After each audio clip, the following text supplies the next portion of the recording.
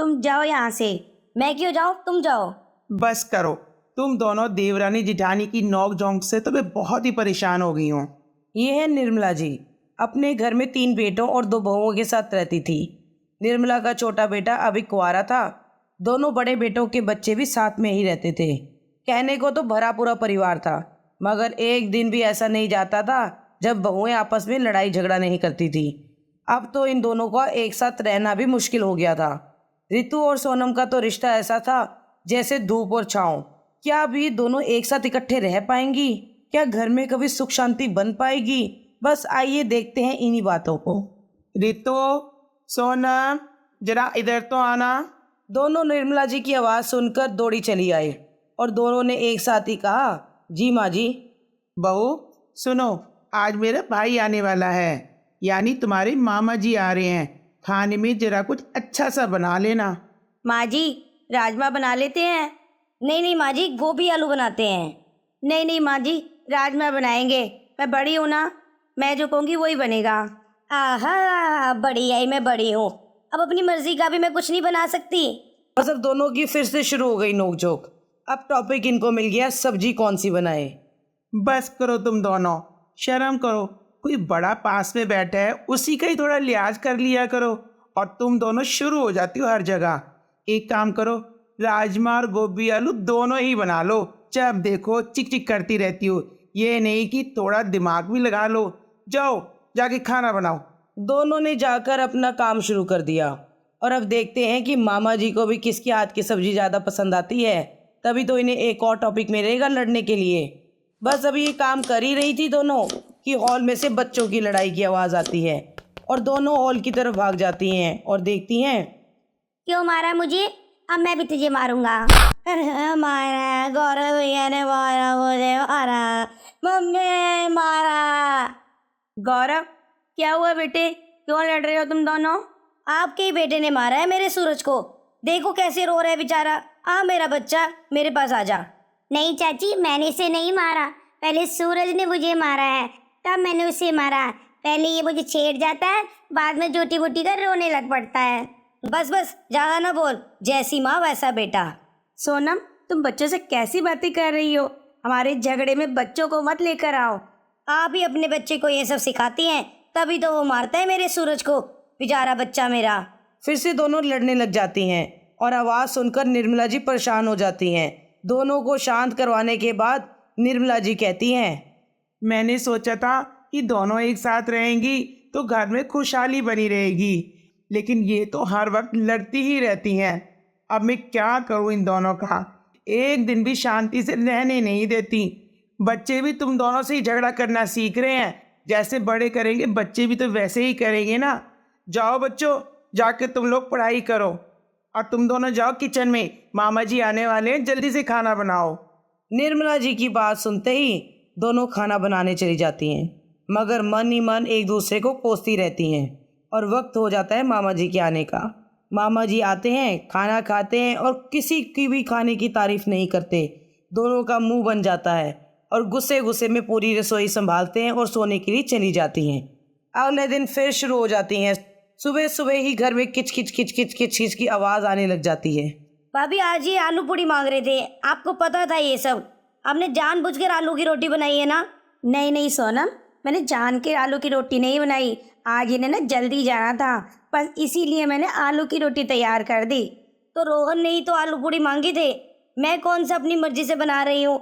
अगर अब अलग सब्जी बनाऊंगी तो आप और माँ जी मुझे यही कहोगे कि बजट हिला दिया। तो सोनम, तो कोई बात नहीं, हम कल बना देंगे, मैं रोहन से बात कर लूँगी। क्यों, अब हम अपनी मर्जी का खा भी नहीं सकते क्या? या आपका राज चलता है, जो आपका मन होगा वही हम खाएंगे, वही हम डालेंगे? क्यों, हम आपके गुलाम है क्या? हमारी कोई अपनी मर्जी नहीं होती? सोनम, क्या छोटी छोटी बातों पर लड़ती रहती हो? ऐसी बात नहीं है, चलो तुम आलू पूड़ी ही बना लो, कोई बात नहीं। ज़्यादा ही आलू पूड़ी बनाते हैं, अगर माँ जी बोलेंगी तो मुझे ही बुरा बनाओगी ना? दोनों की आवाज़ सुनकर निर्मला रसोई में आ जाती है और कहती है, तुम देवरानी जिठानी की नोकझोंक से तो मैं बहुत ही परेशान हो गई हूँ। सोचा था इस घर को स्वर्ग बनाऊंगी, मगर तुम दोनों ने तो मुझे ही स्वर्गवासी बनाने की तैयारी कर ली है। जाओ अपना काम करो, मैं तो तुम दोनों से बहुत ज़्यादा ही परेशान हो गई हूँ। दोनों निर्मला जी के कहने पर फिर से अपने काम में लग जाती हैं और फिर सोनम घर की सफाई करने लगती है। सोनम जब बालकनी में पोछा मार रही थी तब गलती से रितु का पैर गीले पोछे पर पड़ जाता है और सोनम कहती है, नजर नहीं आता क्या, जानबूझकर मेरा काम बिगाड़ने आ जाती हो। सोनम, मुझे नहीं पता था कि तुमने यह बालकनी में पोछा मारा है और फर्श अभी तक गीला है। मैं तो सूखे कपड़े उतारनी आई थी। हर बार गलती आप ही से की होती है, वो भी मेरे काम में। जानबूझकर ये सब करती हो और गलती का नाम दे देती हो। नहीं नहीं सोनम, ऐसा कुछ भी नहीं है। तुम तो बात का बतंगड़ ही बना लेती हो। छोटी छोटी बातों पे तुम्हें तो सिर्फ लड़ना ही आता है। लाओ, मैं ही पोछा मार के साफ कर देती हूँ। हाँ हाँ, हर बार मुझे ही तो गलत साबित करना है, मैं कर लूँगी। दोनों की फिर से नोकझोंक शुरू हो जाती है और पोछे की खींचातानी में सोनम से रितु को धक्का लग जाता है और रितु के हाथ की हड्डी टूट जाती है और रितु दर्द से कहराने लगती है। माँ जी, मुझे बहुत दर्द हो रहा है। घबराओ नहीं भाभी, अभी आपको हॉस्पिटल लेके चलते हैं। माँ जी, भाभी गिर गई। निर्मला और सोनम रितु को हॉस्पिटल ले आती हैं और डॉक्टर कहता है, देखिए रितु जी की हाथ की हड्डी टूट गई है, इन्हें 3 महीने का प्लास्टर लगाना पड़ेगा। इन्हें अपना हाथ बिल्कुल भी नहीं हिलाना, कोई भारी सामान नहीं उठाना और ना ही अपने हाथ की मूवमेंट करनी है। बस इस चीज़ का आप ध्यान रखिएगा, तभी हड्डी जुड़ पाएगी। ठीक है डॉक्टर साहब, हम बहू का पूरा ध्यान रखेंगे। देखा सोनम, इसलिए तुम्हें समझाती थी कि गुस्से गुस्से में कोई अनहोनी ना हो जाए। बस वही हुआ ना जिसका मुझे डर था। अब बेचारी रितु को कितना दर्द सहना पड़ेगा। हाँ माँ जी, ये मुझसे ही गलती हो गई, मुझे माफ़ कर दो। ये सब मेरी वजह से ही हुआ है।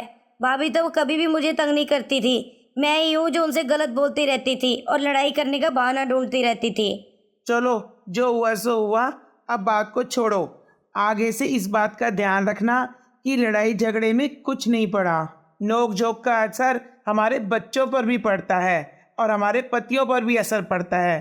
पति बेचारे सारा दिन ऑफिस में काम करते हैं, वहाँ उन्हें अपने बॉस की भी चिक चिक सुननी पड़ती है और घर आते हैं तो तुम्हारी, वो कहीं पर भी सुकून से नहीं रह सकते। और साथ में भाइयों में भी मनमुटाव बना रहता है।